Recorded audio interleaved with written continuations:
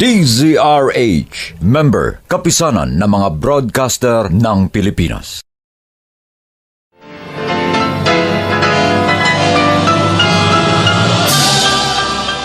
Buong karangalang inihahandog ng DZRH para sa bagong milenyo ang isa pang magandang dula mula sa panulat at direksyon ni Salvador M. Royales. May pangako ang bukas. Hindi kalupitan ang doktrina ng Islam. Pinalaki ako ng nanay ko na maging mabuting tao, maging mapagmahal sa kapwa, Muslim man o Kristiyano. Anong paniniwala meron ka? Tilamsik ba ng inosenteng dugo ang maghahatid sa inyo sa langit? May pangako ang bukas. Kasaysayan ng mga kaluluwang lupaypay na ang pusong hapong-hapo sa tindi ng malabis na pagdurusa. Subalit sa kabila ng lahat, huwag kalilimutang paglipas ng isang dapit hapon ay sisikat ang araw na magsisilbing tanglaw sa sinumang tinakasan na ng kawalang pag-asa. Dahil sa likod ng mga hinagpis ay may naghihintay na ligaya. Sa bawat kabiguan ay may makakamit na tagumpay, laki pang pangarap na sa bawat himaymay ng laman ay muling mabuhay ang dugong nananalaytay sa mga ugat at unti-unting mauusal ang mainspirasyong mga katagang. May pangako ang bukas. May pangako ang bukas. Isa na namang natatanging dulang pangradyo na inyong aabangan at kalulugdan, mag-iiwan ng mga magagandang halimbawa at aral. May pangako ang bukas.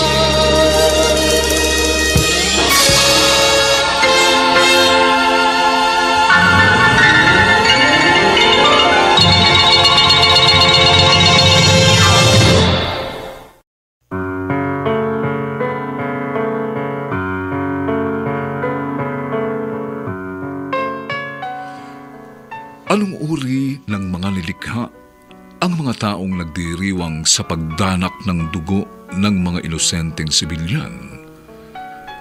Bakit may mga individual na pumapapel na berdugo ng mga taong wala namang kasalanan? Mga kaibigan, narito po ang aming tampok na kasaysayan sa linggong ito, pinamagatang Tilamsik ba ng inosenteng dugo ang maghahatid sa inyo sa langit? Dito pa rin sa ating natatanging dunang May Pangako ang bukas.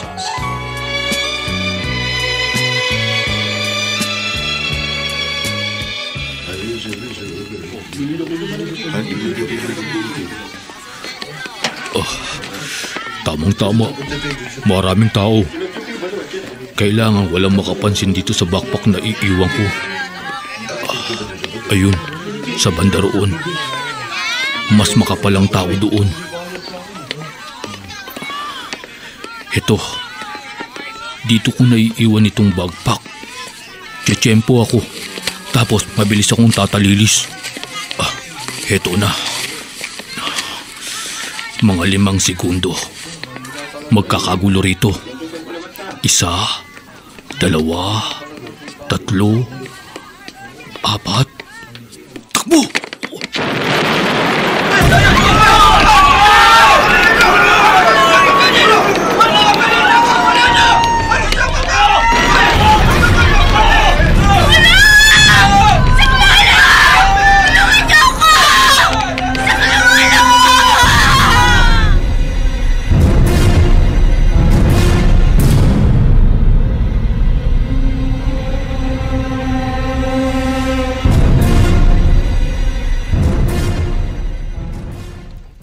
Nay, pinayagan niyo ho si Charlene na magbakasyon sa hulok? Oo, Edward.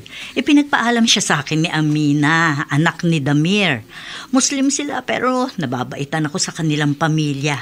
At saka itong kapatid mo, nagpilit sa akin Payagan ko raw siya at ililibre naman daw siya ni Amina ng pamasahe. Naihulo yun. Ha? Magulo dun. Sundalo, kaya alam ko yun. Ay naku, huwag ka mag-alala.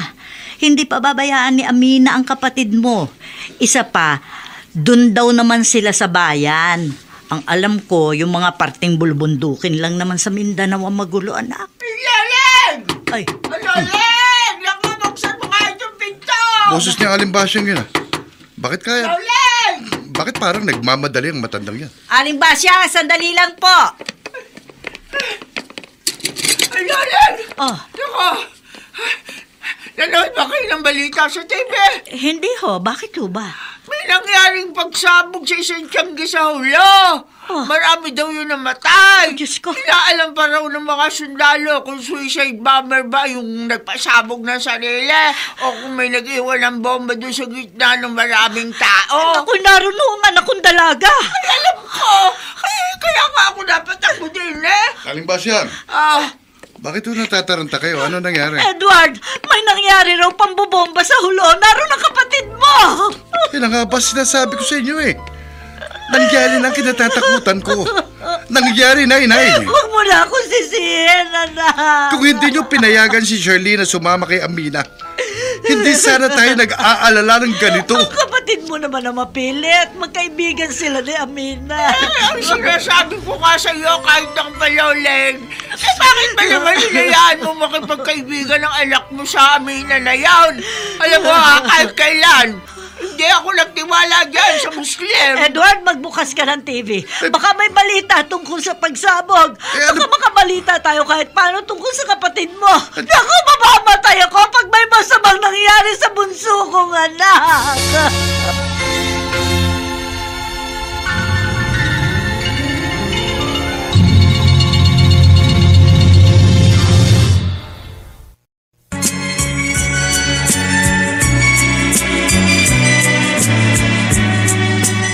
At ngayon, balikan natin ang tampok na kasaysayan sa ating dulang.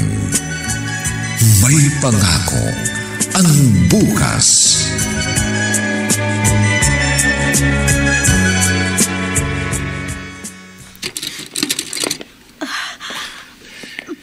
Inaasahan ko na pupunta ka dito sa bahay namin, Aling Luling. Bakit? Umiiyak ka yata, Damir. Alam mo na ba ang balita? Alam ko na. Tinawagan ako na isa naming kamag-anak sa hulo. Sorry talaga. Hindi namin gusto ang nangyari. Pati ang kaisa-isa kong anak namatay. Ibig pala sabihin, nadamay nga si Amina at ang anak ko si Sherlyn. Oo, nadamay sila. Pero maswerte pa rin ang inyong anak. Hindi siya namatay. Ang anak ko, isa sa mga namatay. Anong nangyari kay Sherlyn? Ano nangyari sa anak ko? Damir, magsalita ka! Magsalita ka!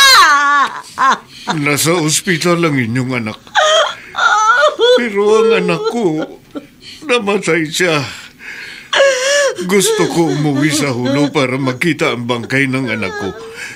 Pero hindi ko naaabutan. Sa aming mga Muslim, ang isang patay kailangan mailibing agad sa loob ng 24 oras. Pero si Sherlyn, nasan siya?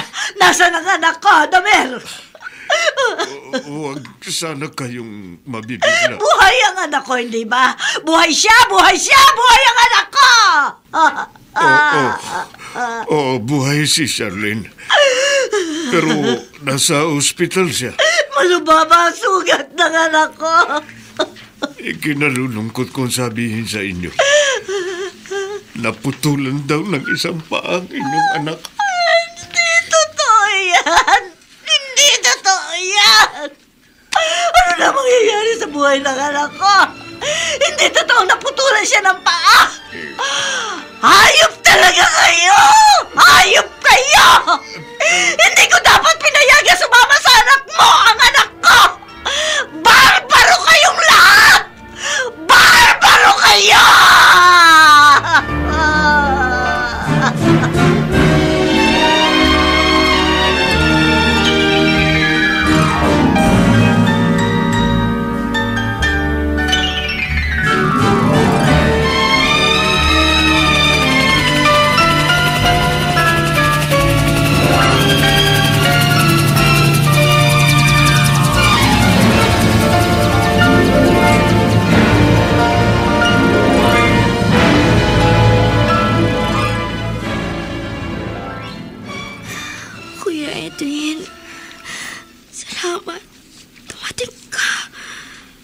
Nakiusap ako sa commanding officer ko na isang general.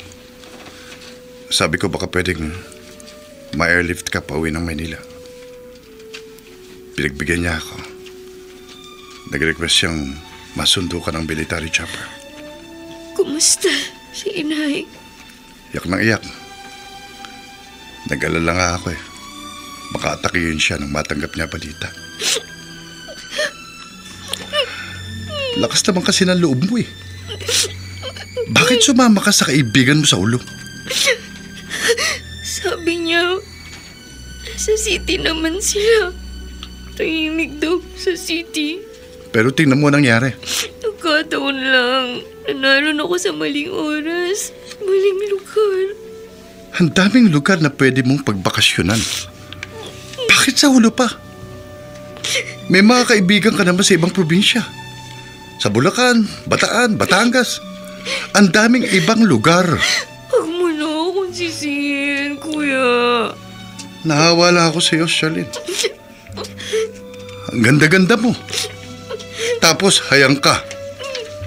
Putol ang isang paa.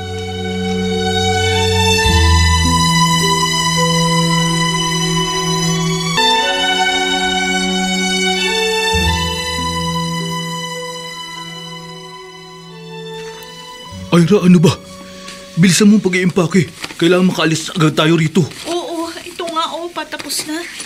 Naalala ko lang dalhin yung natirang unique toothpaste kaya kinuha ko sa kusina. Sayang din. Bakit ba tayo aalis dito, Abdul? Basta, huwag ka nang magtanong. Magtapat ka nga sa akin. May kinalaman ka ba sa nangyaring pagpapasabog sa Tiangge malapit sa plaza? Ano ba yung bibig mo? Pag alis natin dito sa Holo, saan tayo titira? Saan na naman tayo mapapadpad? Mainit ang military. Kailangan daw lumipat muna tayo. Sa malayo. Saan yung malayo? Sa Maynila. Doon muna tayo. Habang mainit ang militar.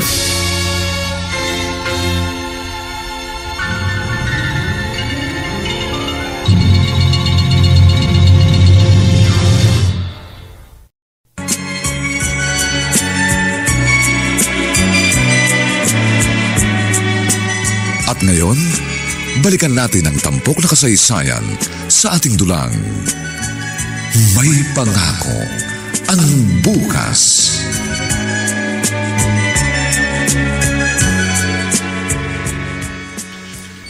Yawaleg, mabuti na lang sundalo yung isang anak mo. Madali siyang nakahingi ng tulong sa kanyang commanding officer na mailipat din sa Maynila, si Charlene. Oo nga ho, Aling Basyang. Tinala ko yung anak mo nagkausap na kami. Nakakahawa si Charlene. Kaganda-gandang bata. Pero putol yung isang paa. Oo nga ho. Ngayon ho ako nagsisisi na pinayagan ko siyang sumama sa anak ni Damir. Ay, oo ka. Saka kung ako ikaw, hindi na ako makikipagkaibigan sa Damir na yon. Yung mga Muslima, iba talaga ugali ng mga yan. Hindi mo ba napapansin? Dini sa Pilipinas, kahit saan lugar na mayroong mga Muslim, nagiging magulo. Tama kayo. Sa nangyari sa anak ko, isang mapait na aral ang aking natutunan. Tayong mga Kristiyano, hindi tayo dapat nagtitiwala sa mga yon. Dapat sa kanila, pinalalayas dito sa Maynila.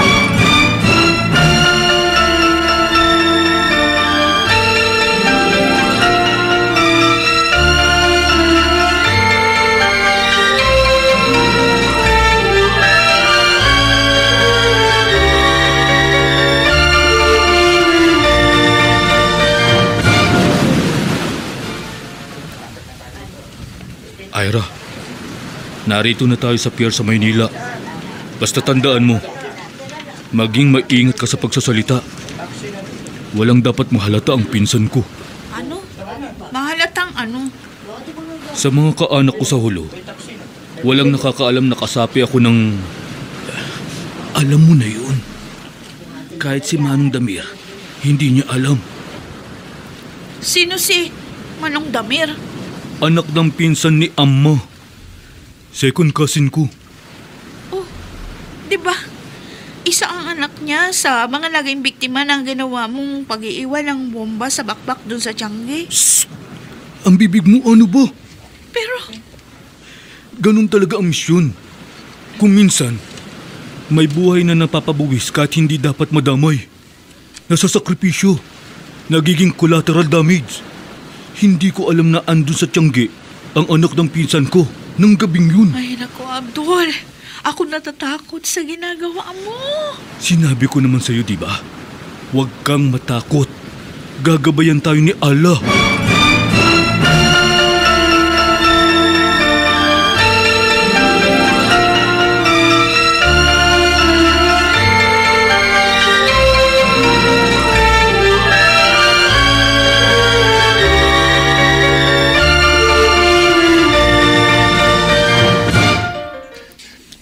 Edward, mabuti nakita kita. Ano kailangan mo sa akin, Mang Damir? Kasi ang nanay mo parang nagalit sa akin. Hindi lang parang galit. Galit talaga siya. Pati ako, galit. Hindi ko gustong nangyari. Ang anak ko nga namatay doon sa pagsabog sa nangyari sa bahay namin. Sa bayan namin. Hindi ba? Ang may kasalanan sa pagkamatay ng anak mo, Muslim din. Kayong mahilig gumawa ng ganyang terroristic attack, di ba? Isipin mo nga, Mang Damir. Dito sa Maynila, may ganyan bang karahasan? Wala. Kasi kaming mga Kristiyano, peace-loving people kami. Nung magkaroon ng pagsabog sa LRT, mga teroristang katulad ninyong mga Muslim ang may kagagawan. Inaamin ko maraming teroristang Muslim. Pero hindi lahat ng Muslim masasama. Katulad ko, hindi ako masama. Wala akong ginagawang iligal. Patas ako nagninegosyo dito sa Maynila. Nakikisama ako sa mga kapitbahay kong Kristiyano. Kaya nga naging kaibigan namin nang namatay kong asawa ang nanay mo. O hindi ba? Noon magkaibigan kayo ng nanay ko. Hindi na ngayon, Mang Damir. Dahil kayo mga Muslim, marami sa inyo mararahas. Ang gusto nyo gulo. Kaya mula ngayon, huwag mo na akong kakausapin. Huwag mo na akong lalapitan. Kalimutan mong nagkakilala ang mga pamilya natin. Hindi ko sila masisisi. Kasalanan ito ng mga kapatid naming Muslim. Bakit nga ba maraming Muslim ang lumalaban sa gobyerno? May tumatawag sa akin. Si Abdul. Hello? Manong Damir, ako ito. Narito na kami sa pier. Oh. Kasama ko asawa ko. Paano ba pagpunta sa bahay niyo? Hintayin niyo ko dyan. Susunduin ko kayo.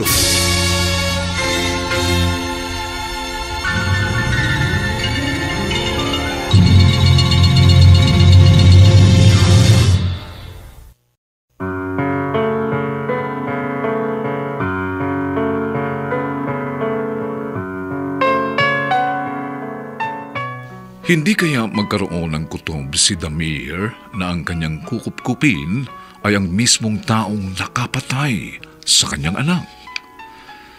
Mga kaibigan, inaanyayahan po namin kayong bisitahin ang FB page ng May Pangako ang Bukas.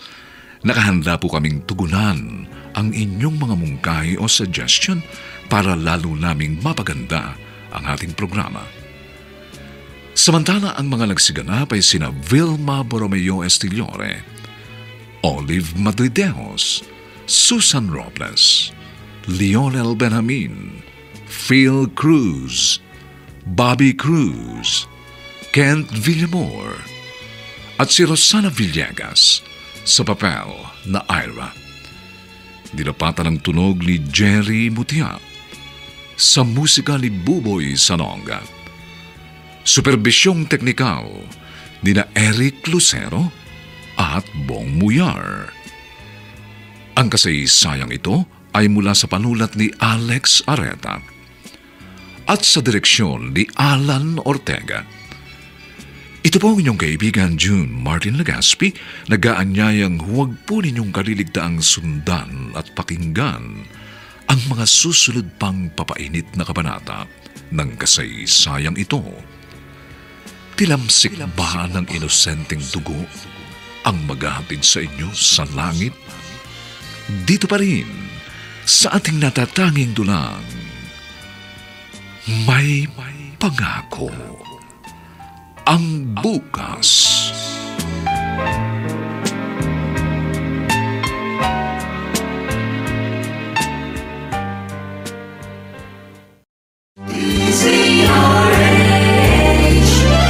DZRH, member, kapisanan ng mga broadcaster ng Pilipinas.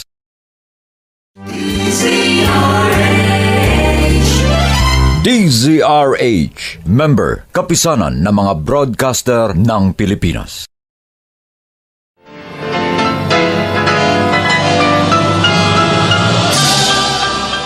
Buong karangalang inihahandog ng DZRH para sa bagong milenyo ang isa pang magandang dula mula sa panulat at direksyon ni Salvador M. Royales. May pangako ang bukas.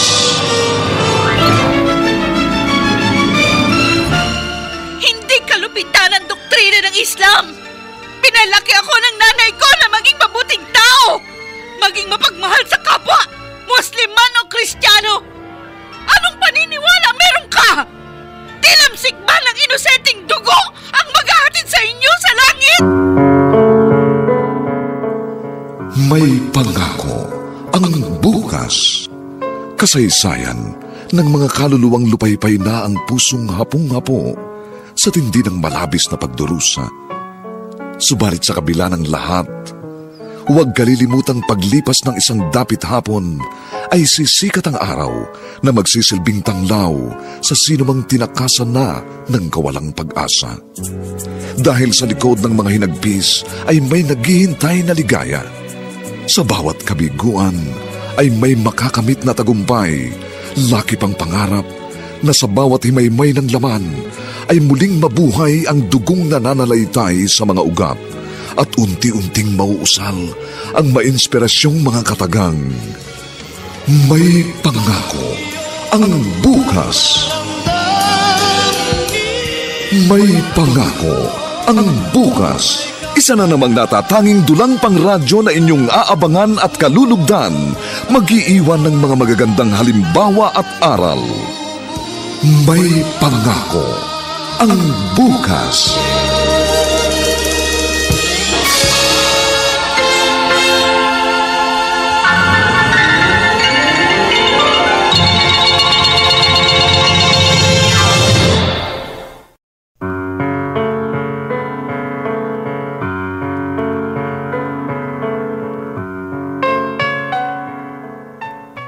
Magandang araw na muli sa inyong lahat, mga giliw naming tagapakinig. Narito na po ang ikalawang kabanata ng ating tampok na kasaysayan sa linggong ito, pinamagatang Tilamsik ba ng inosenteng dugo ang maghahatid sa inyo sa langit? Dito pa rin sa ating natatanging dulang, may pangako ang bukas.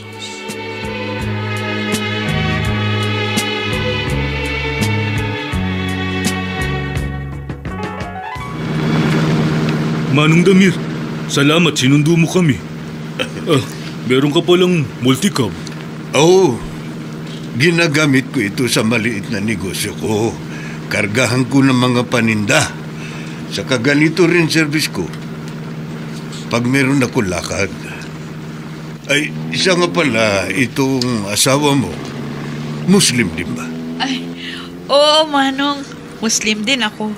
Pero, Kristiyano ang nanay niya. Oh. Nagkakilala kami sa Davao. Ikaw ba, Manong? Nag-asawa ka ba uli mula nang mamatay si Manang Fatima? Ay, hindi na. Negosyo na lang ginawa ko saka pagpapaaral sa anak ko. Kaya lang, wala na siya. Nakikiramay kami, Manong Damir. Nabalitaan namin ang nangyari sa anak mong si Amina. Hindi ko man lang nakita ang anak ko bago inilibing. Hindi ko maisip bakit may mga kapatid tayong Muslim na naghahasik ng takot at kaguluhan. Bakit hindi na lang sila makipagtulungan sa gobyerno? Naku, Manong Damir. Naitatanong ko rin yan sa aking sarili. Hindi na nga sila nakatutulong. Nakakapirwisyo pa. Katulad ng pambubomba sa bayan natin. Sa 16 na namatay. 12 ang Muslim. Hindi ba nila nakikita? Kapwa nila Muslim ang kanilang pinahihirapan. Sabi kasi nila, naaapi raw ang mga tulad nating Muslim. Tignan mo, ang malalawak na lupain sa bayan natin, nasa kamay ng mga Kristiyano. At tayong mga Muslim, tayo ang kanilang tauhan sa sarili nating bayan. Kasi sila ang may puhunan. Pero tingnan mo rin ang maraming Muslim dito sa Maynila. Pag nagtagal ka na rito, makikita mo mga Kristiyano naman ang mga tauhan nila. Katulad ko, 3 Kristiyanong babae ang tagapagtinda ko sa pwesto ko sa Divisoria. Manong Damir, nabanggit mo na rin lang tungkol sa pagtitinda. Pwede rin kaya akong magtinda? Pwede. Sige, ituturo ko sa iyo ang mga diskarte.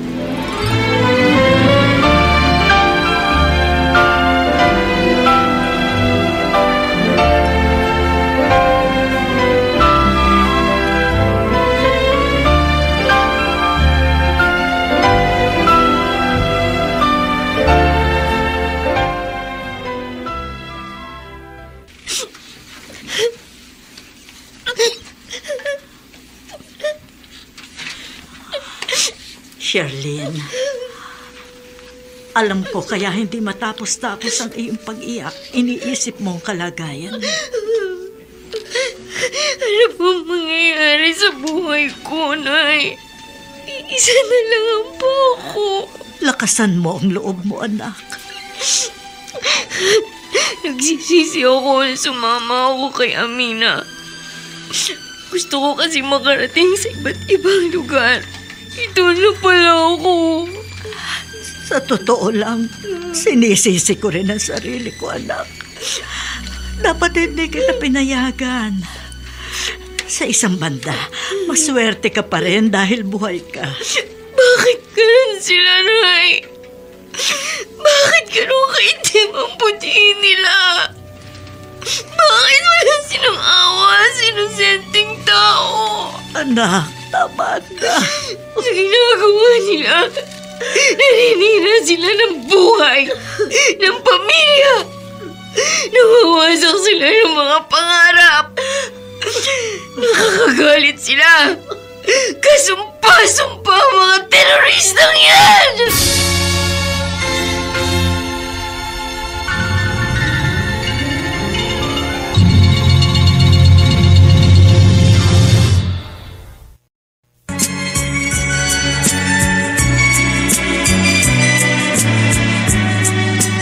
At ngayon, balikan natin ang tampok na kasaysayan sa ating dulang.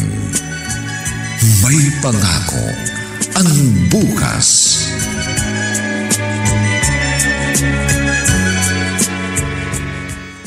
Mga suki, bili na kayo. Kung ano hanap niyo, meron kami. Pantalon, sapatos. Bargain lang! Murang-mura! Pati medyas, stocking, brief, girdle!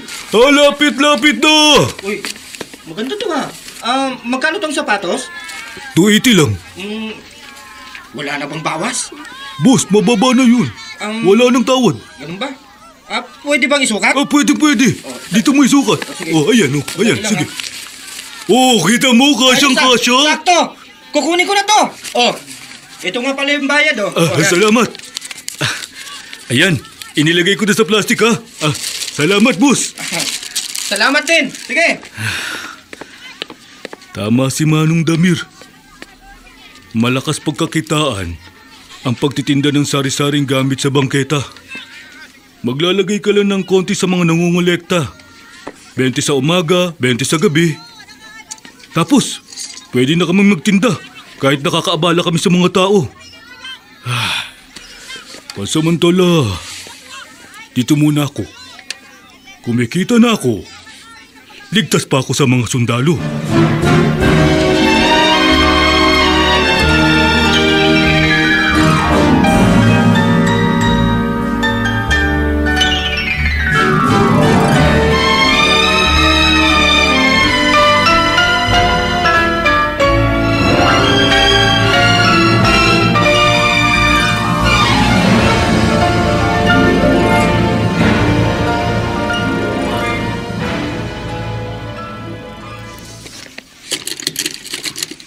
Ikaw pala, Edward. Mano po, Nay? Kawaan ka ng Diyos. Si Charlene, ha? Ay, ayun. Nagkukulong na naman sa kanyang kwartong kapatid mo. Madalas ganyan siya mula nang makalabas sa ospital. Iyak lang ng iyak. Nagiging desperado na siya sa buhay, anak. Kahit naman siguro sinong maputulan ng isang paa, tiyak maaabolido rin. Lagi siya naghihimutok. Ano na lang daw ang mangyayari sa buhay niya? May inihanda po akong sorpresa para kay Charlene. Ha? Huwag niyo munang sasabihin sa kanya. Anong sorpresa? Ang commanding officer ho namin. May kaibigan ho siyang isang military prosthetist. Ano yung prosthetist? Yun po yung gumagawa ng prosthetic legs. Sa amin ng mga sundalo, may mga napuputulan ng paa o kaya braso. Kaya may mga commissioned officer na dalubasa sa paggawa ng mga ganon. Sabi ho ng CEO ko, ilalapit niyang kaso ni Charlene.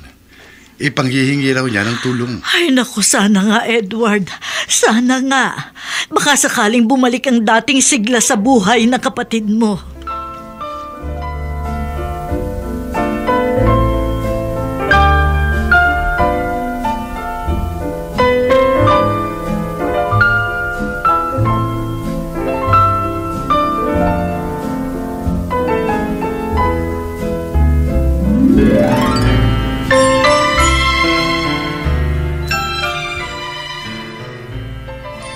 Abdul, maganda na buhay natin dito sa Maynila. Ayoko nang bumalik sa Hulo. Ayan ka na naman, Ira. Narinig ko na naman sa iyo ang ganyang salita. Totoo, sinasabi ko. Gusto ko na dito. Alam mong hindi pwede yung iniisip mo. Ay, kasi naman, tumiwalag ka na sa... Ang bibig mo.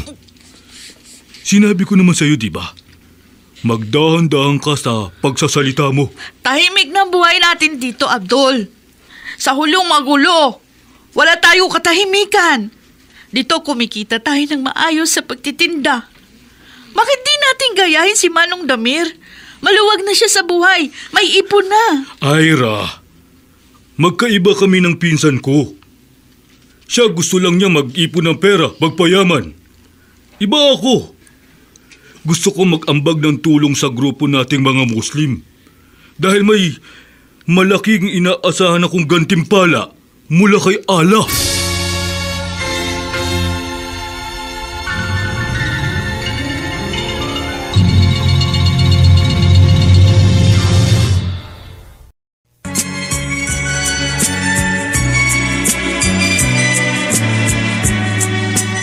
At ngayon, balikan natin ang tampok na kasaysayan sa ating dulang.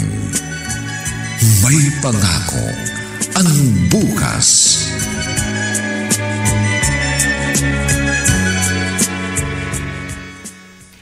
Manong Damir, saan ang punta mo? Ay, dyan sa inyo talaga ang punta ko, Ira. Ah? Ang asawa mo. Ay, maaga siyang umalis ng bahay. Ha? Nagtitinda na siya. May kailangan ka sa asawa ko? Oh, wala naman. Kukumustahin ko lang kayo dito sa kwartong inuupahan ninyo. Ayos lang kami. Ang mga kapitbahay niyo, maayos ba naman? Mababait ba sa inyo? Ay, yung iba mabait. Pero meron din ilan masungit. Parang ibang tingin nila sa mga Muslim. Ay, lagi mong paalalahanan si Abdul. Sabihin mo habaan ang pasensya. Pag nakita ng mga Kristiyanong yan na mabuti tayong magkisama, magiging mabuti rin ang pagkikitungo nila sa atin. Lagi ko naman siya sinasabihan, Manong. O sige, tutuloy na ako. Dumaan lang ako para kumustahin kayo. Sige. Sige po. Magkaiba talaga ang ugali sina Manong Damir at Abdul. Ay, kung alam mo lang sana, Manong Damir. Kung kilala mo ng lubusan ng pinsan mo, sigurado, kasusuklaman mo siya.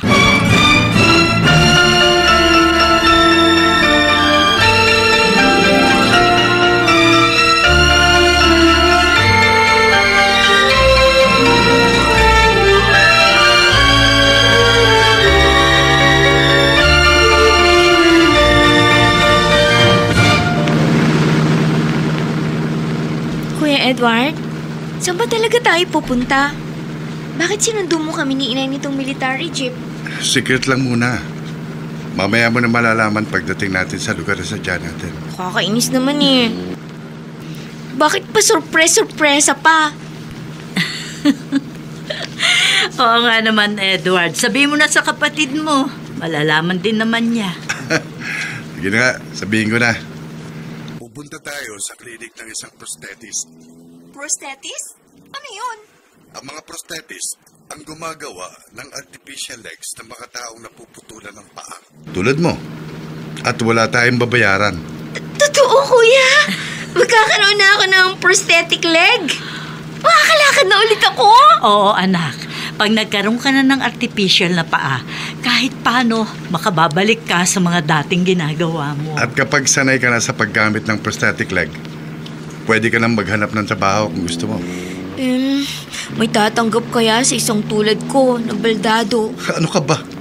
Hindi ka na makukonsider na baldado pag meron ka ng prosthetic leg. Dahil malaya ka nang makakakilos at magagawa mo na kung ano ang gusto mong gawin.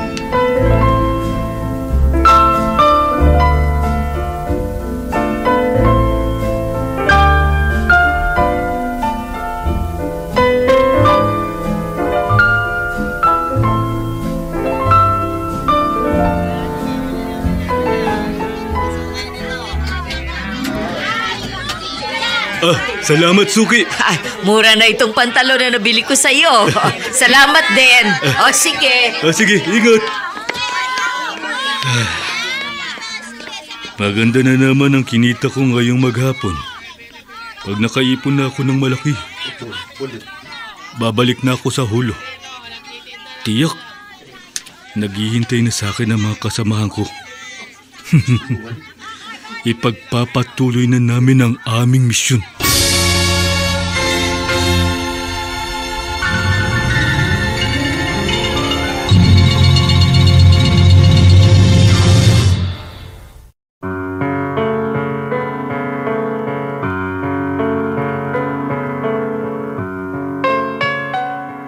Hanggang kailan matitigil ang karahasan ng mga teroristang kinabibilangan ni Abdul? Mga kaibigan, inaanyayahan po namin kayong bisitahin ang FB page ng May Pangako ang Bukas. Nakahanda po kaming tugunan ang inyong mga mungkahi o suggestion para lalo naming mapaganda ang ating programa. Samantala, ang mga nagsiganap ay sina Vilma Borromeo Estillore, Olive Madrideos, Susan Robles, Lionel Benamin, Phil Cruz, Bobby Cruz, Kent Villamor, at si Rosana Villegas sa papel na Ira. Nilapatan ang tunog ni Jerry Mutiap, sa musika ni Buboy Salonga. Superbisyong teknikal nina Eric Luceno at Bong Muyar. Ang kasaysayang ito ay mula sa panulat ni Alex Areta at sa direksyon ni Alan Ortega. Ito po ang inyong kaibigan June Martin Legaspi, nag-aanyayang huwag po ninyong kaliligtaang sundan at pakinggan ang mga susunod pang kapanapanabik na kabanata ng kasaysayang ito. Tilamsik ba ng inosenteng dugo ang maghatid sa inyo sa langit? Dito pa rin, sa ating natatanging dulang, may pangako ang bukas.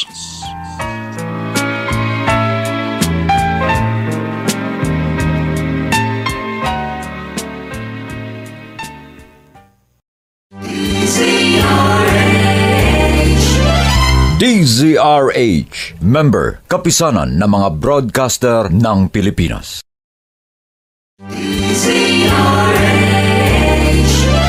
DZRH, member, kapisanan ng mga broadcaster ng Pilipinas.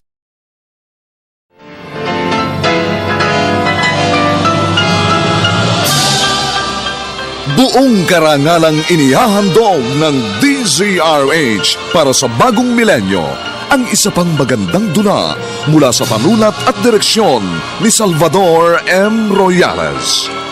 May pangako ang bukas. Hindi kalupitan ang doktrina ng Islam. Pinalaki ako ng nanay ko na maging mabuting tao. Maging mapagmahal sa kapwa, Muslim man o Kristiyano. Anong paniniwala meron ka? Tilamsik ba ng inosenteng dugo ang maghahatid sa inyo sa langit? May pangako ang bukas. Kasaysayan ng mga kaluluwang lupaypay na ang pusong hapong-hapo sa tindi ng malabis na pagdurusa. Subalit sa kabila ng lahat, huwag kalilimutang paglipas ng isang dapit hapon ay sisikat ang araw na magsisilbing tanglaw sa sinumang tinakasan na ng kawalang pag-asa. Dahil sa likod ng mga hinagpis ay may naghihintay na ligaya. Sa bawat kabiguan ay may makakamit na tagumpay, laki pang pangarap na sa bawat himaymay ng laman ay muling mabuhay ang dugong nananalaytay sa mga ugat at unti-unting mauusal ang mainspirasyong mga katagang. May pangako ang bukas. May pangako ang bukas. Isa na namang natatanging dulang pangradyo na inyong aabangan at kalulugdan, mag-iiwan ng mga magagandang halimbawa at aral. May pangako ang bukas.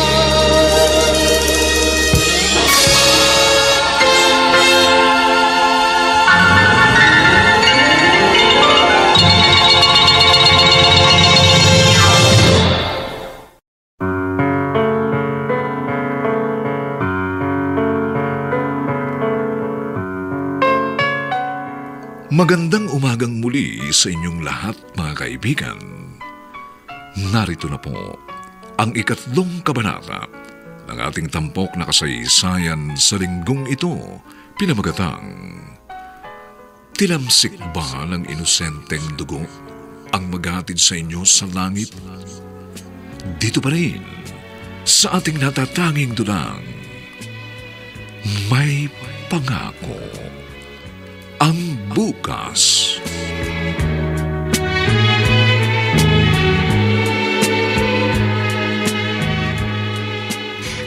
Nay, pwede po ba akong maglakad-lakad sa labas? Ay, kaya mo na bang maglakad mag-isa, Sherlyn?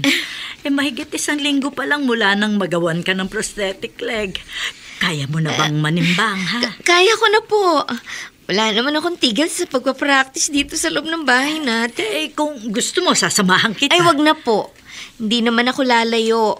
Gusto ko lang ulit maranasan yung dating ginagawa ko. Yung nakakapunta akong mag-isa kahit saan ko gusto. Ako kasi ang kinakabahan. Kung mag-isa ka lang, anak eh. Kayo na rin ni Kuya Edward na nagsabi, di ba? Kailangan maging matatag ako. Kailangan maging matapang ako. Tsaka gusto ko magsimba, Nay. May malapit na simbahan dito sa atin. Ay, siya, sige. Ikaw ang bahala. Pero magdala ka ng cellphone, ha? Pag nagka-problema ka, tawagan mo agad ako at pupuntahan kita kung saan ka man naroroon.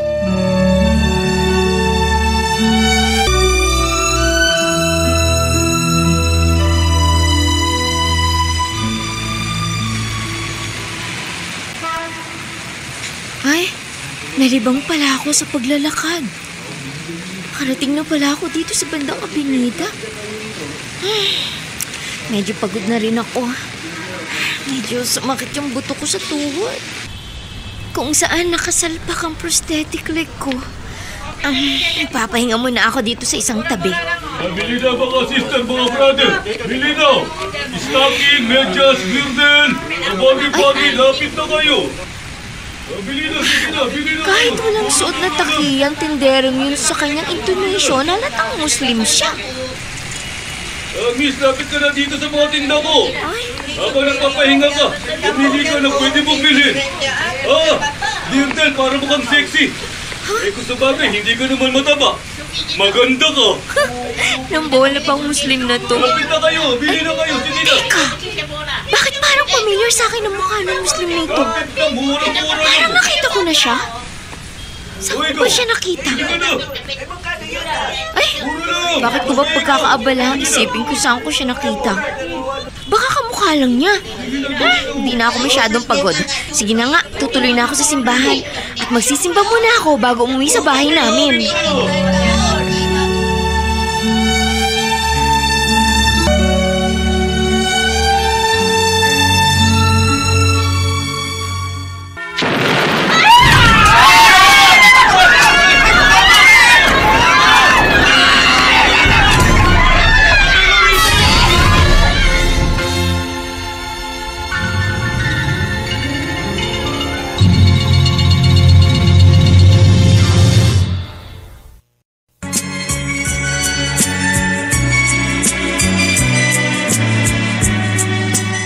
Ngayon, balikan natin ang tampok na kasaysayan sa ating dulang. May pangako ang bukas.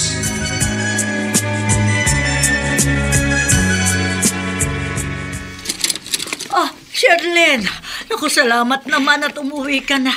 Kanina pa ako nervyos habang hindi ka pa dumarating. Nalibang po ako sa paglalakad sa labas, Nay. Tagal kong hindi nagawa yung ganun eh. Ay, teka lang. Dahan-dahan ang paghakbang ha. Nag-floor wax kasi ako ng sahig natin gamit ang star floor wax. Madulas yan. Baka madulas ka. Maingat po ako. Huwag kayong mag-alala. Aba, mukhang masaya ang anak ko Oo nga po, Nay.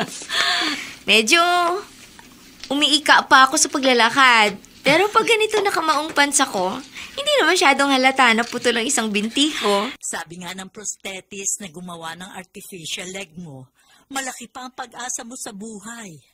Ay, siya nga pala anak, maiba ko. Alam mo bang may nagpasabog na naman ng bomba? Ho? Oo, sa Zamboanga naman ngayon. At sa paunang investigasyon, siyam agad ang patay at marami sugatan. Nako, tsak kagagawan na naman ng mga teroristang Muslim yun. Ano ba mga taong yan? Bakit parang hindi sila masaya pag walang gulo? Ay. Bakit mo parang uhaw sila sa dugo?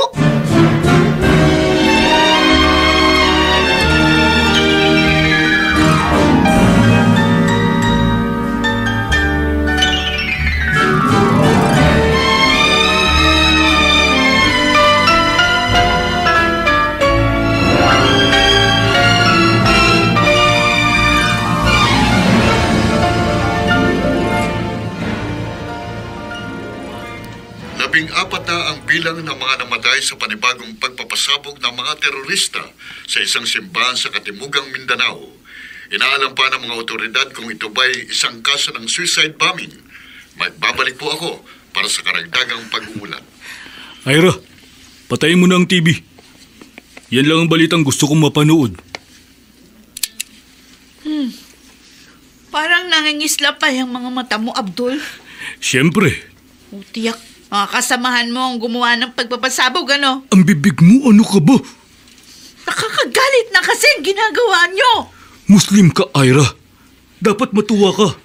Dahil nakikipaglaban ang mga kalahi natin. Nakikipaglaban? At sinong nilalabanan nyo? Kapwa Pilipino? Kristiyano sila. Muslim tayo. Kristiyano ang nanay ko! Dating Kristiyano. Dahil nakumbinsi siya ng tatay mo na magbalik Islam. Hindi kalupitan ang doktrina ng Islam! Pinalaki ako ng nanay ko na maging mabuting tao! Maging mapagmahal sa kapwa! Muslim man o Kristiyano? Anong paniniwala meron ka? Nilamsik ba ng inosenteng dugo ang maghahatid sa inyo sa langit? Tumahimik ka! Itikom mo yung bibig mo! Pag dumaldal ka pa ng dumaldal, baka ikaw ang pugutan ko ng ulo!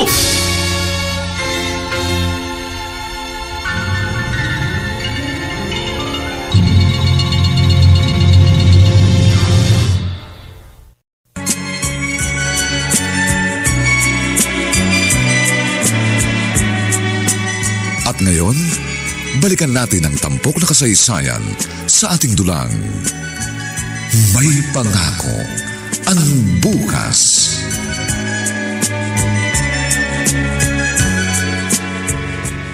Nay, aalis na po ako. Sige po. Nana Basyang, sige po. Ay, sige, Charlene, ha? Ay, mag-iingat ka. Opo. Ingat, Salamat po. ingat ka, anak, ha? Opo, Nay. Ay, saan ba ang punta ni Charlene, ha, Loleng? Kukuha raw ho siya ng NBI clearance, Aling Basyang. Mag-a-apply na raw ho siya ng trabaho. Oh, tingnan mo nga naman, ha? Ay, akala ko'y tuluyan ang mawawalan ng silbi ang bunso mo, eh. Pero ayan, masigla na naman. At parang normal na naman kung maglakad. Nagpapasalamat ho kami sa commanding officer ni Edward. Natulungan si Sherlyn na may pagpagawa ng prosthetic leg. Oh. At alam nyo ba, sabi ni General, hindi raw tumanggap ng bayad yung gumawa. Naawa siguro sa anak mo. Ay, siya nga pala. Kinakausap mo na ba yung Muslim na si Damir? Ay nako, hindi ho. Mula nang muntik nang mamatay si Sherlyn sa kamay ng mga kapwa Muslim ni Damer, ay hindi ko na ho siya binabate. Ay, ako rin. Madalas nga iniismiran ko pag nakakasabay kong bumili sa tindahan dyan sa kanto. Basta Muslim, nako, galit ako.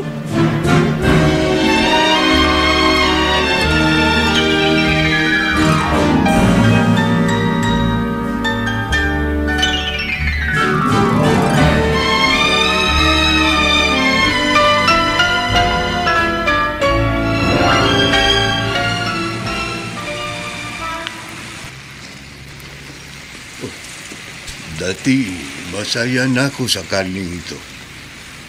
Pero ngayon, dapat siguro, maghanap na ako ng malilipatang apartment. Maraming nakisimpatiya sa pamilya ni Alin Loling mula nang maging biktima si Sherlyn ng mga terorista na kapwa ko Muslim. Hindi ba nila naiisip na mismong anak ko namatay sa pagpapasabog na yun? Ba, si Sherlyn,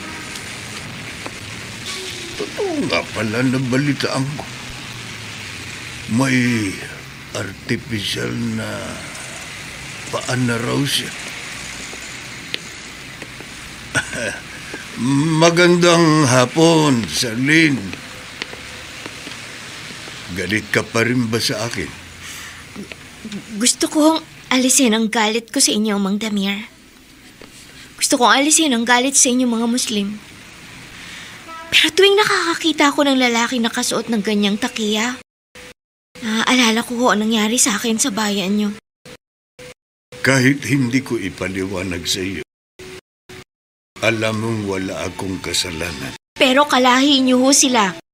Kahit kasalanan ng kapatid, hindi dapat isisi sa isa pang kapatid. Ang mga Muslim na nagpasabog sa hulog, kapwa ko lang sila Muslim, pero hindi ko sila kilala. Hindi ako dapat madamay sa galit mo. Sa galit ng buong pamilya mo. Diyan na ho kayo. Kabiling dumating si Kuya Edward. Napapagalitan ako pag nakikipag-usap ako sa inyo. Sige ho, diyan na ho kayo.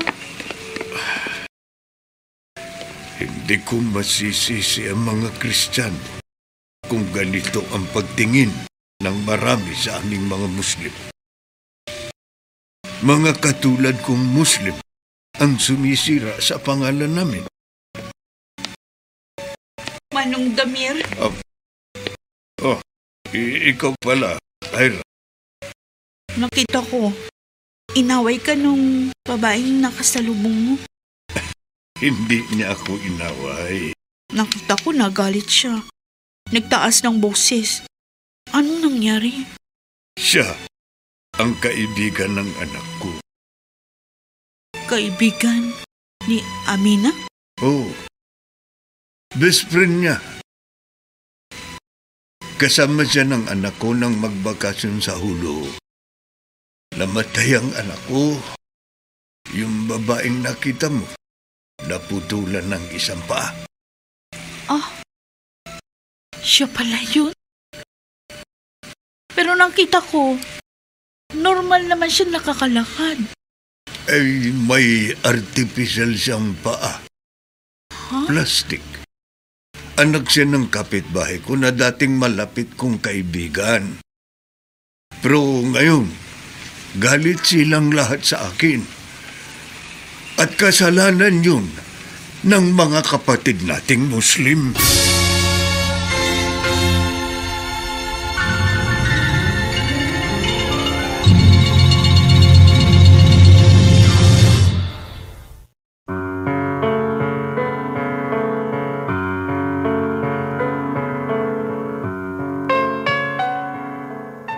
Ano ang mangyayari sa tagpong ating iniwan? Saan nga ba patungo ang hidwaang Muslim at Kristiyano? Mga kaibigan, inaanyayahan po namin kayong bisitahin ang FB page ng May Pangako ang Bukas. Nakahanda po kaming tugunan ang inyong mga mungkahi o suggestion para lalo naming mapaganda ang ating programa.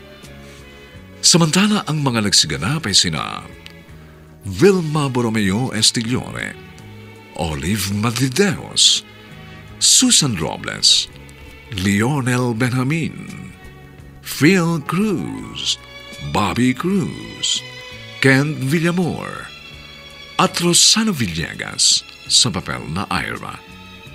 Nilapatan ang tunog ni Jerry Mutia, sa musika ni Buboy Salonga. Superbisyong teknikal nila Eric Lucero at Bong Muyar. Ang ating kasaysayan ay mula sa panulat ni Alex Areta at sa direksyon ni Alan Ortega. Ito po ang inyong kaibigan June Martin Legaspi, nag-aanyayang huwag po ninyong kaliligtaang sundan at pakinggan ang mga nalalabi pang may init na kabanata ng kasaysayang ito. Tilamsik ba ng inosenteng dugo ang maghatid sa inyo sa langit? Dito pa rin, sa ating natatanging dulang, May Pangako ang Bukas.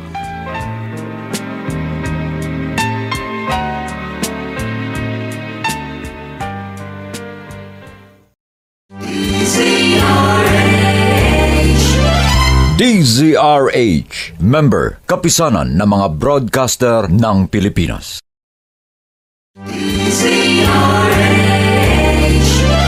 DZRH, member, kapisanan ng mga broadcaster ng Pilipinas.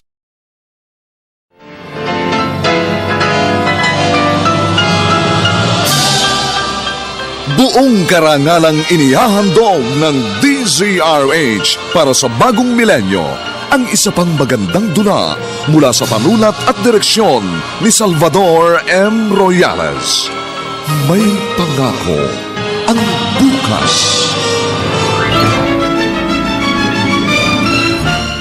Hindi kalupitan ang doktrina ng Islam.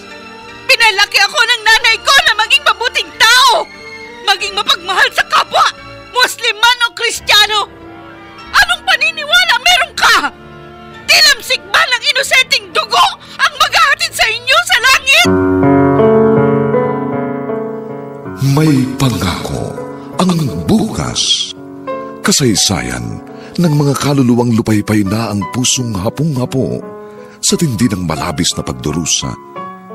Subalit sa kabila ng lahat, huwag kalilimutang paglipas ng isang dapit hapon ay sisikat ang araw na magsisilbing tanglaw sa sinumang tinakasan na ng kawalang pag-asa. Dahil sa likod ng mga hinagpis ay may naghihintay na ligaya. Sa bawat kabiguan ay may makakamit na tagumpay. Laki pang pangarap na sa bawat himaymay ng laman ay muling mabuhay ang dugong nananalaytay sa mga ugat at unti-unting mauusal ang mainspirasyong mga katagang. May pangako ang bukas. May pangako ang bukas. Isa na namang natatanging dulang pangradyo na inyong aabangan at kalulugdan, mag-iiwan ng mga magagandang halimbawa at aral. May pangako ang bukas.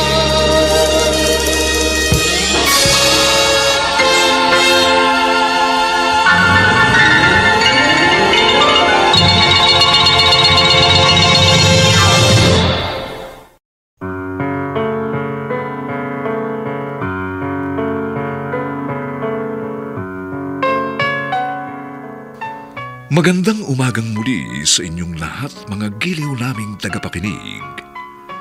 Narito na po ang ika-4 na kabanata ng ating tampok na kasaysayan sa linggong ito, pinamagatang Tilamsik ba ng inosenteng dugo ang maghatid sa inyo sa langit? Dito pa rin sa ating natatanging dunang May Pangako ang bukas.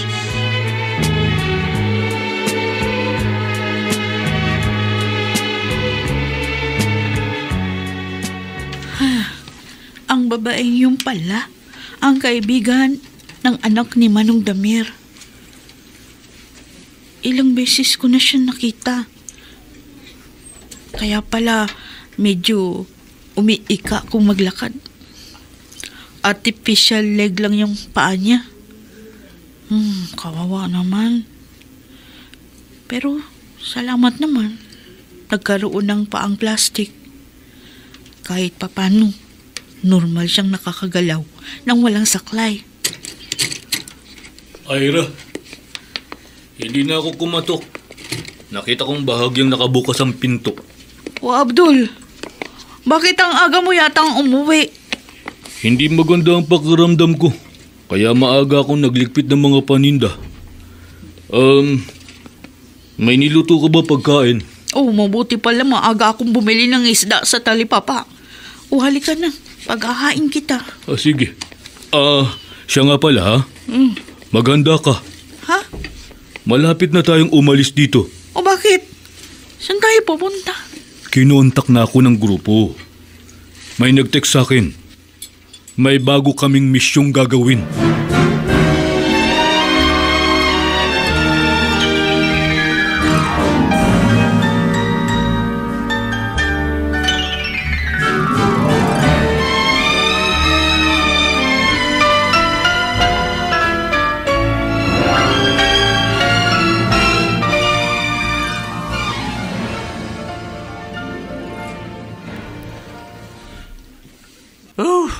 Nakakainis talaga ito mga kapitbahay namin. Oo, kadaming sa laula.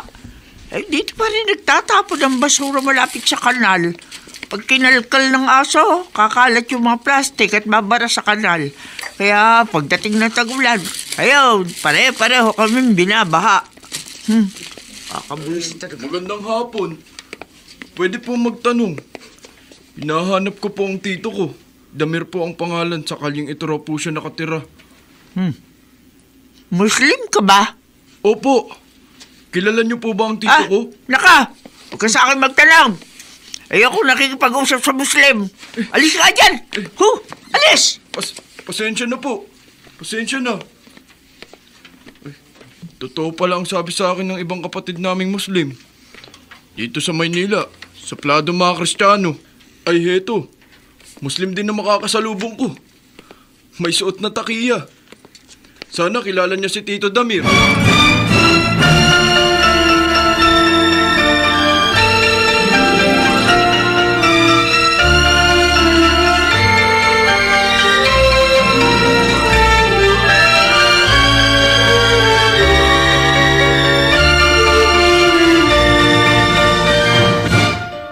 Kabir, dapat tinawagan mo ko pagdating mo sa pier para nasundo kita. Sa barko, nadukot ang cellphone ko, Tito Damir. Hindi ko na nakita. Ay, malas mo. Nadali ka agad ng kawatan. Ano, gusto mo magtrabaho sa akin? Oo, Tito. Mahirap buhay sa ulo. Ayoko na roon. Lagi na lang may gulo. Dito na lang ako sa Maynila. Dito, masipag ka lang, kikita ka. Tama ang desisyon mo. Kilala mo ba si Abdul? Anak ng pinsan ng lolo mo. Maraming Abdul sa kamag-anak natin. Tapos, may usap-usapan pa sa atin. Isa raw kamag-anak natin, kasapi ng mga terorista. Uy, siguro chismis lang yun. Nabalitaan mo naman siguro. Ang anak ko, isa sa mga namatay sa pagpapasabog sa hulo. Wala ako nun sa bayan natin, Tito. Kasalukuyan kaming nasa Batil. Batil? Malaking bangkang pangisda, Tito. Sumama ako sa mga nagmumuro ami. Kaya pala sunog na sunog ang balat mo. Naninilaw pa dulo ng buhok mo. Dahil sa init ng tubig dagat. Oo nga. Ang hirap pala ng pinagdaanan mo. Kaya nga nagpasya ako. Dito na lang ako. Magpapatulong ako sa inyo. Tama ang ginawa mo. Hindi bale. Dito sa Maynila medyo maalwa ng buhay. Katulad ng Tito Abdul mo. Sige, tuturuan kitang magtinda.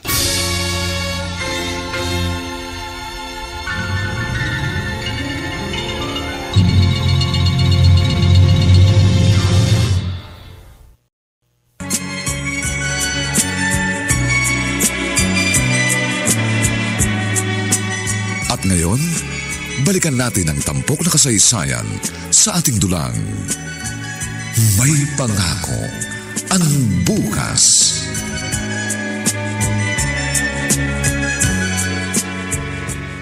Nay, ako na po maglalaba. Kaya mo na ba, Sherlyn? Oo naman po. May Pride powder naman at washing machine. Matagal ko kayong hindi natulungan sa mga gawaing bahay. Kaya babawi ako. Ay, siya nga pala. Kumusta ang inaplayan mong trabaho? Sabi, hintayin ko daw po ang tawag nila. Sa interview pa lang, sinabi ko kagad sa kanila na prosthetic ang isang binti ko. Na-curious nga po yung nag-interview sa akin. At parang gulat na gulat siya na survivor ako sa isang terrorist attack. Ay, mahal ka pa rin talaga ng Diyos, anak. Oo nga po. Ay, siya nga pala, Nay. Mamayang hapon, pupunta ako sa Divisoria. Oo, nawiwili kaya hatang mamili sa Divisoria. Doon po murang bilihin Ngayon magkakatrabaho na ako. Kailangan marami akong magpapalit-palit na maayos na damit. Ay, kung sa bagay nga, malaki ang kamurahan doon. Yung mga blouse na tig-800 sa mall, doon makukuha mo ng 300. At isa pa, ay, anak, wala naman sa mahal na damit yun Kahit simpleng damit, nagmumukhang mamahalin pag magaganda ang nagsusuot. Tulad natin. Ganon? Sino yung talaga? Nagbubuhat ng sariling bangko. Pinatatawa lang kita. Natutuwa lang ako dahil nagbalik ka na sa dati.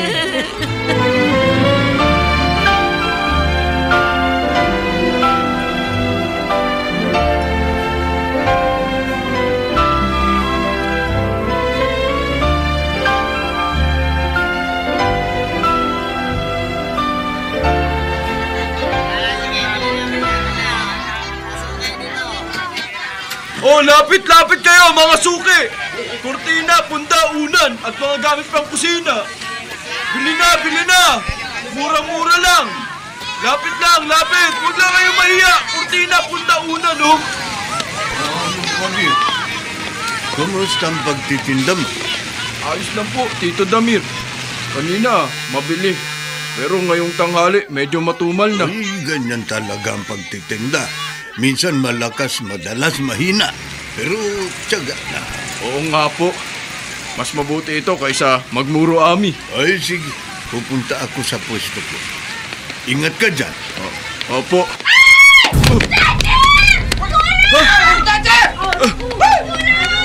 Ayun ang snatcher.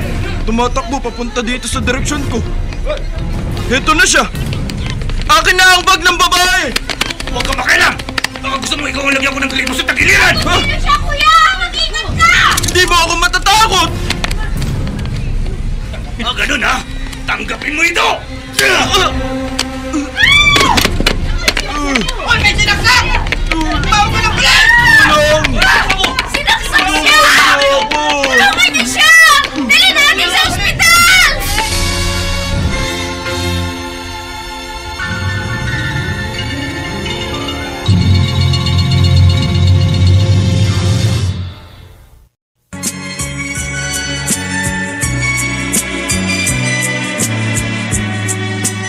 At ngayon, balikan natin ang tampok na kasaysayan sa ating dulang.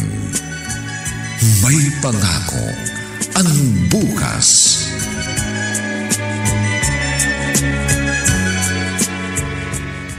Iligtas niyo si Kuya! Dahil sa akin, nasaksak siya ng snatcher! Shirley, ikaw ang nagdala sa pamangking ko dito sa ospital? Pamangkin niyo ang Muslim na tumulong sa akin, Mang Damir? Oo. Wala pa siyang isang buwan dito sa Maynila. Tinulungan ko para matutong magtinda. Dinala na po siya ng mga nurse sa operating room. Nakakaawa nga po. Ang daming dugo umaago sa tiyan niya. Mahabaging Allah.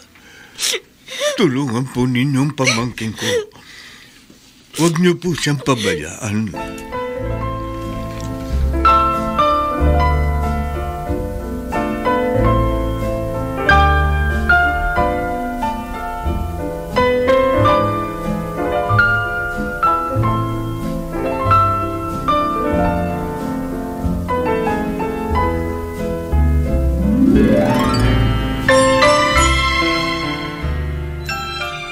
Abdul, o sino na naman ba yung ka-text mo? Di mo na binibitiwan niyang cellphone. Ira, pwede ba? Huwag mo kong pakialaman.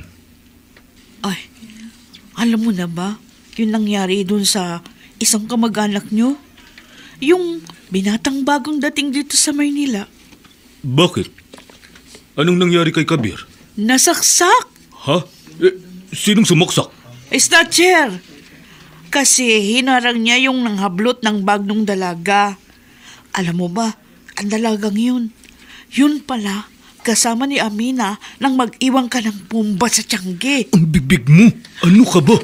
O bakit? Mahina naman boses ko Wala namang ibang makakarinig. Kumusta na si Kabir? Ay, naoperahan na. Pero inoobserbahan pa. Sana daw hindi magkaroon ng komplikasyon kasi nga tinamaan yung baga. Pag namatay si Kabir, nasa listahan ko na yan. Dagdag utang yan sa akin ng mga Kristiyano.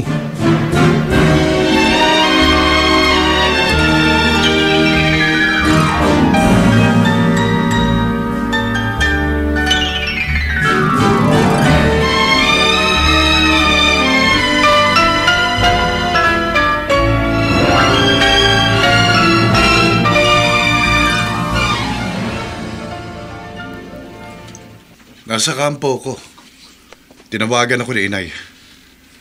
Nabiktima ka raw ng snatcher. Oo nga, Kuya Edward. Yung perang binigay mong pambili ko ng damit, nakuha ng walang hiyang snatcher na yun.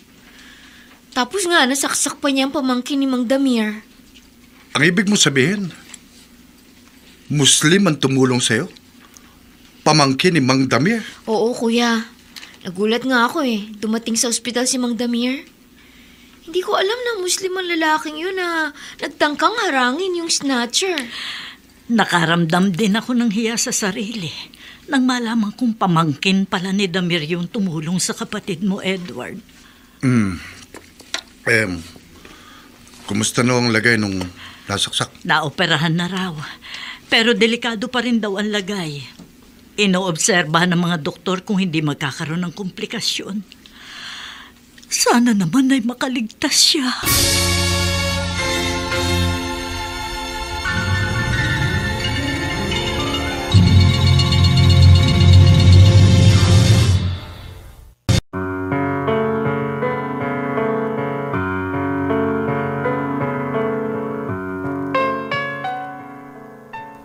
Makaligtas kaya si Kabir? At si Abdul, hindi ba siya mapipigilan sa paggawa ng karahasan?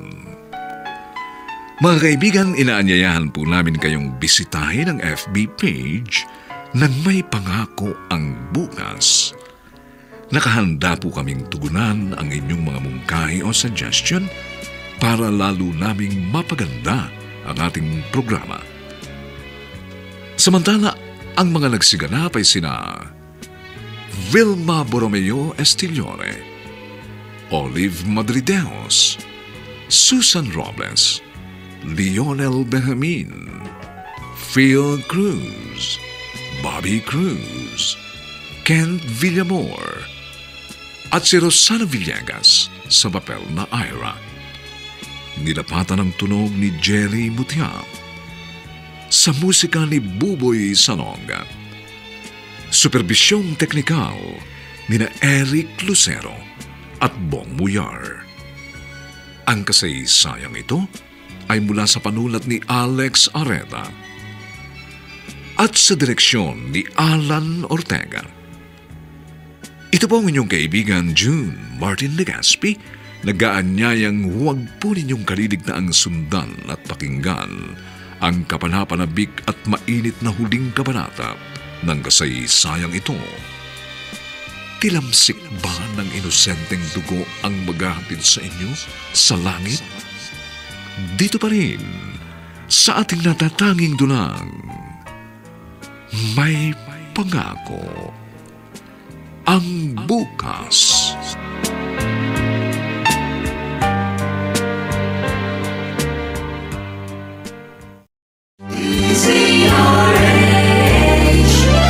DZRH, member, kapisanan ng mga broadcaster ng Pilipinas.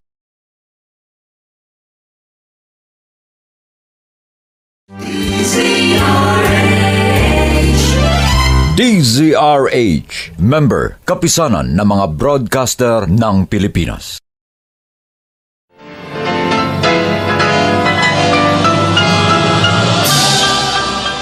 Buong karangalang inihahandog ng DZRH para sa bagong milenyo ang isa pang magandang dula mula sa panulat at direksyon ni Salvador M. Royales.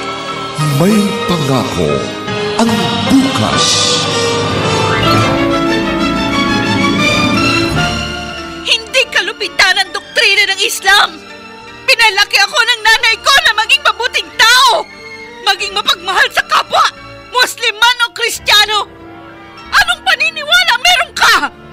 Tilamsik ba ng inosenteng dugo ang maghahatid sa inyo sa langit? May Pangako ang Bukas. Kasaysayan ng mga kaluluwang lupaypay na ang pusong hapong-hapo sa tindi ng malabis na pagdurusa. Subalit sa kabila ng lahat, huwag kalilimutang paglipas ng isang dapit hapon ay sisikat ang araw na magsisilbing tanglaw sa sinumang tinakasan na ng kawalang pag-asa. Dahil sa likod ng mga hinagpis ay may naghihintay na ligaya. Sa bawat kabiguan ay may makakamit na tagumpay, laki pang pangarap na sa bawat himaymay ng laman ay muling mabuhay ang dugong nananalaytay sa mga ugat at unti-unting mauusal ang mainspirasyong mga katagang. May Pangako ang Bukas. May Pangako ang Bukas. Isa na namang natatanging dulang pangradyo na inyong aabangan at kalulugdan, mag-iiwan ng mga magagandang halimbawa at aral. May Pangako ang Bukas.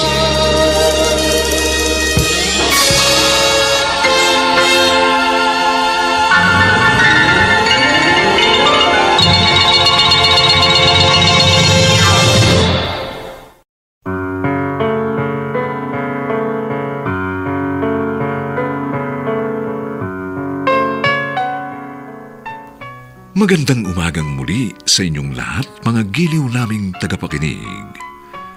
Narito na po ang huling kabanata ng ating tampok na kasaysayan sa linggong ito, pinamagatang Tilamsik ba ng inosenteng dugo ang maghatid sa inyo sa langit?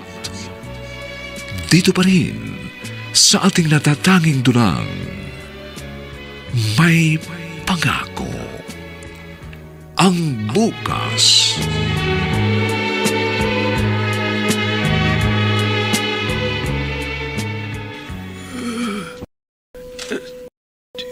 Tito Damir, nahihirapan na ako. Lumaban ka, Kabir. Muslim ka. Matapang ka. Lumabang ka. Gusto kong lumaban. Pero, hirap na po ako. Parang wala akong malakas na hangin. Nahihirapan na akong huminga. Lumabang ka. Lumaban ka. Pag namatay ka, hindi ko alam kung paano magpapaliwanag sa iyong ama. Lumaban ka. Huwag kayong umiyak. Pero sasalubungin ako ni Ala. Kabir! Kabir! Alam na. Pupunta na ako kay Ala. Kabir! Kabir, gumising ka! Kabir!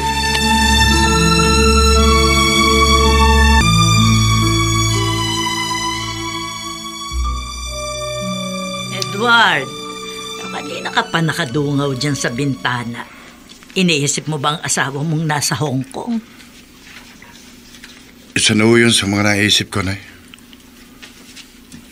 Pero ang talaga akong mabigat sa loob ko ay ang kasalukuyang trabaho ko. Namumroblema ka sa pagiging sundalo mo? Pangarap ko ito, bata pa ako. Masarap sa pakiramdam na makapaglingkod sa bayan. Pero habang nagtatagal, kapag napapalaban kami sa Mindanao, itong huli ho, napapaisip na rin ako eh. Oh. Bakit kami nakikipagpatayan sa mga kapwa nating Pilipino? Bakit bigla naman pumasok sa isip mo ang ganyan, anak? Nung mamatay ho si Kabir, yung pamangkin ni Mang Damir, biglang-bigla parang binuhusan ng malamig na tubig ang galit ko sa mga Muslim. Nagbuwis ng buhay si Kabir dahil sa pagtulong sa kapatid ko. Madalas ko ring naiisip yan ngayon. Iniisip ko ngayon, baka mag-resign na ako. Iiwan mo na ang pagiging sundalo? Baka mag-apply na lang din ako ng trabaho sa Hong Kong. Iiwanan ko muna sa bilan ko mga anak namin. Nasa sayo yun, anak. Buhay mo yan. Sa totoo lang, ayoko rin naman noon na maging sundalo ka. Tuwing ipinadadala ka sa Mindanao, hindi ko alam kung makababalik ka pa ng buhay.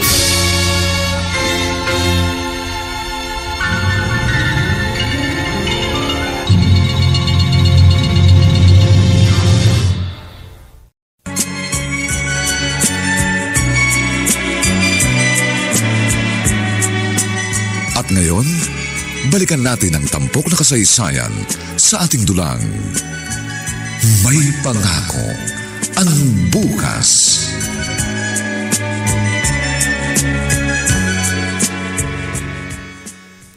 O Abdul, hubalin mo na yung suot mong damit. Isasabay ko yan sa mga labahin ko. Buong maghapon ka sa pagtitinda, punong-puno na ng dumi yan. Mabuti na lang, may Pride powder. Kahit puno ng usok at alikabok mga pantalon mo, hindi ako nahihirapan maglaba. Hanggang tanghali lang ako nagtinda ngayon. Ha? Bakit?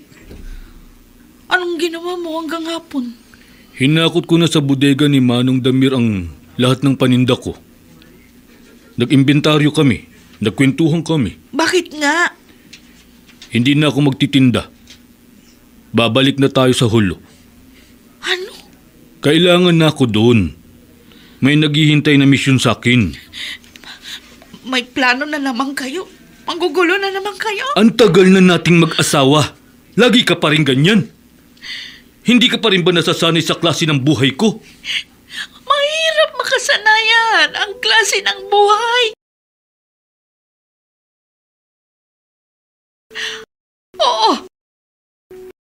Oo nga, pareho tayong Muslim. Pero magkaiba tayo. Mapayapa akong tao. Ikaw marahas. Sa paraang ito namin nakakamtan ang mithiin namin. Ayoko ng ganitong buhay. Ayoko! Wala kang magagawa. Asawa kita. Kaya kung saan ako naroon, dapat naroon ka. Kung ano ang paniniwala ko, yun din ang paniniwala mo. Nakabili na ako ng tiket sa barko. Bukas ng gabi, magbebiyahe na tayo. Hindi ako sasama sa'yo. Ano? Magpapaiwan ako. Mag-a-apply akong tindera ni Manong Damir. Hindi pwede. Abdul, makinig ka. Para sa'yo rin ang gagawin ko. Kung sakaling magkagipitan ulit sa hulo, may matatakbuhan ka dito sa Maynila. Mag-iipon ako ng pera para may magagamit ka pagbalik mo dito.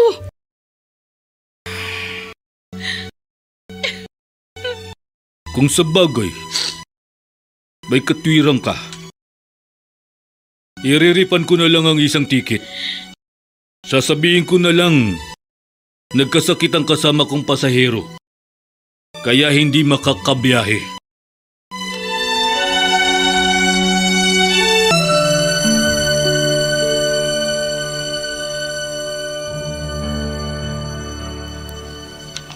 Ira, hindi ka sumama kay Abdul pabalik sa hulo? Manong Damir, ayoko nang bumalik doon. Kunin mo na lang akong tindera sa pwesto mo. Sige, walang problema. At saka... Sige, sabihin mo. Ano gusto mo sabihin pa?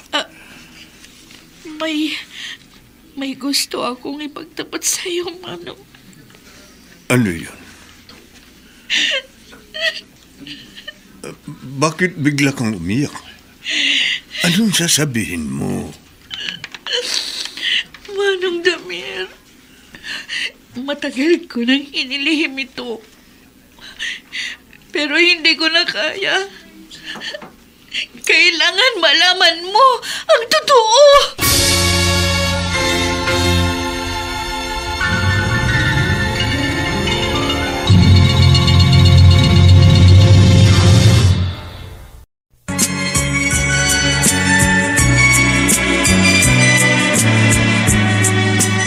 At ngayon, balikan natin ang tampok na kasaysayan sa ating dulang. May pangako ang bukas.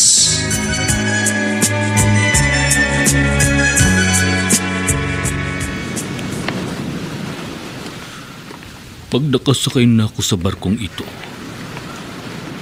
hindi magtatagal at kukontak ako sa grupo para makabuo uli kami ng plano. Hindi ko nababalikan si Ira. Bahala na siya sa buhay niya. Abdul! Sandali. Teka lang. Anong kasalanan ko? Bakit may kasama kang mga pulis? Nagtapat sa akin si Ira. Hayop ka. Kasapi ka pala ng mga terorista at ikaw ang nag-iwan ng bomba sa isang tiyangge sa ulo nung nakaraang taon. Hayop ka. Isa ang anak ko sa mga napatay mo! Bitiwan niyo ko! Bitiwan niyo ko! Hindi ako basta-basta magpapahuli sa inyo! Tigil!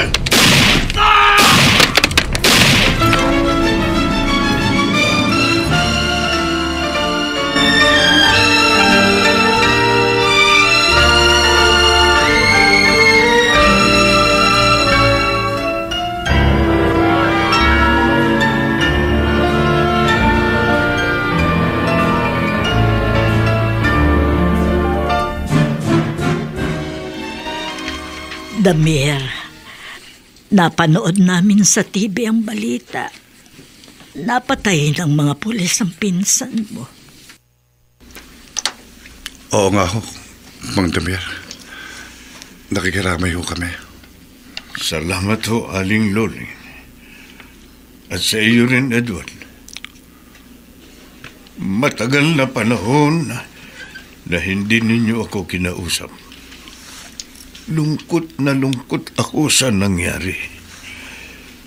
Magkakaibigan tayo, tapos biglang hindi na ninyo ko pinapansin. Sana, wag mo kaming sisihin. Muntik nang namatay ang bunsong anak ko dahil sa kagagawa ng mga kasamahan mong Muslim. Ako naman, namatayan ng anak sa pambubumbang yun. Sige, inaamin ko mga Muslim ang gumawan. Pero namatay din ang pamangking ko dahil sa pagtulong kay Charlene. Sinaksak siya ng Kristiyanong snatcher. Malungkot. Masakit. Pero hindi ako nagalit sa mga kaibigan kong Kristiyano. Kasi hindi naman kasalanan ng lahat ang kasalanan ng isa. Oo nga, maraming Muslim na mararahas. Maraming kapatid naming Muslim kasapi ng mga terorista. Pero marami rin sa amin. Ayaw namin ng gulo. Edward, Alin Loling. Tingnan niyo siya. Siya si Ira. Asawa siya ng pinsang kong napatay ng mga pulis kagabi. Ira, halika. Manong Damir, bakit? Ayan sila. Si Aling Loling, saka ang anak niyang si Edward. Sundalo siya. Kapatid niya si Charlene na kaibigan ng aking anak.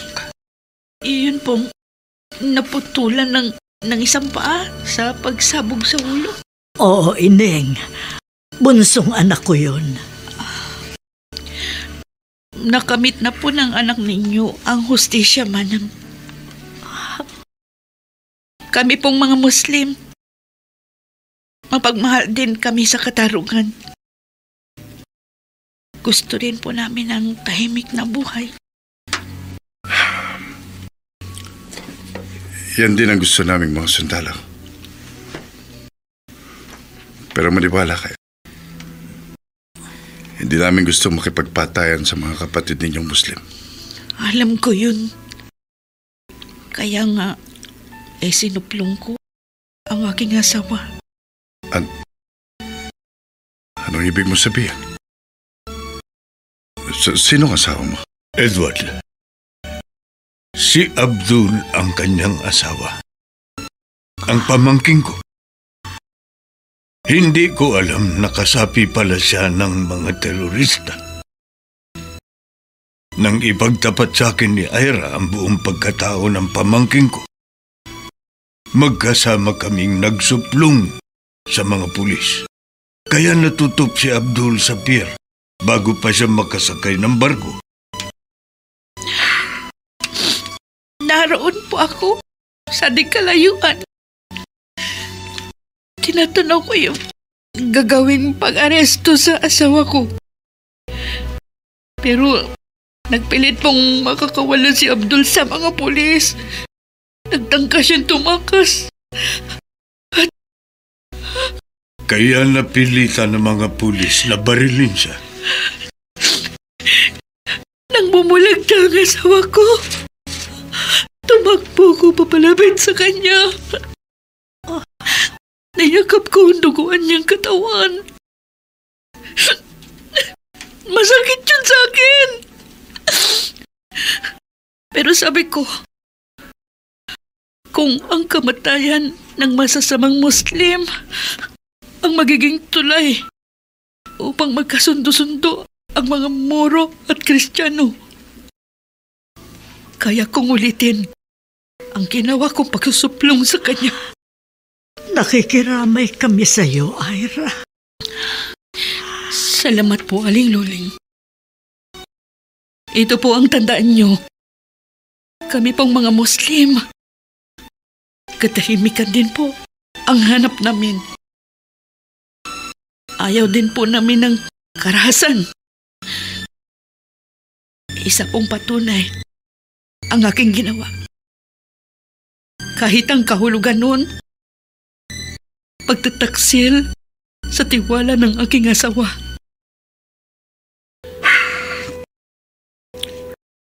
Hinahangaan kong ginawa mo, Ira.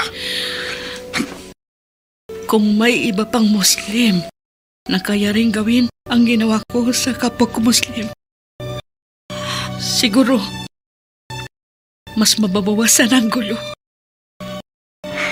Siguro higit na magkakaroon ng magandang samahan ang mga Muslim at Kristiyano upang sama-sama tayong magkatanaw sa isang magandang pangako ng bukas.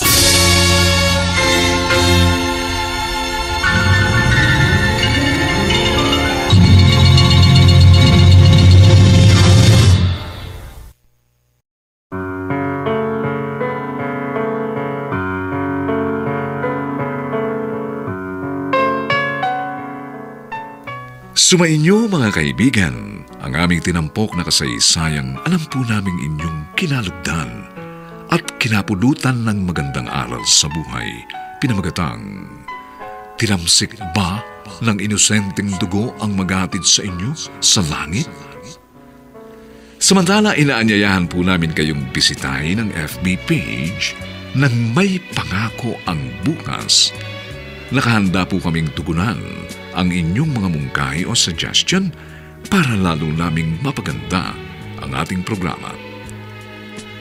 Ang mga bituin ng radyo na nagsiganap ay sina Vilma Borromeo Estillore, Olive Madrideos, Susan Robles, Lionel Benjamin, Phil Cruz, Bobby Cruz, Kent Villamor, at si Rosana Villegas sa papel na Ira. Nilapatan ang tunog ni Jerry Mutia. Sa musika ni Buboy Salonga. Supervisyong teknikal ni na Eric Lucero at Bong Muyar. Ang kasaysayang ito ay mula sa panulat ni Alex Areta at sa direksyon ni Alan Ortega. Ito pong muli ang inyong kaibigan June Martin Legaspi, nag-aanyayang sa susunod. Muli po namin kayong hahadan ng isa na namang bagot na ibang uri ng kasaysayan. Dito pa rin sa ating natatanging dunang May Pangako ang Bukas.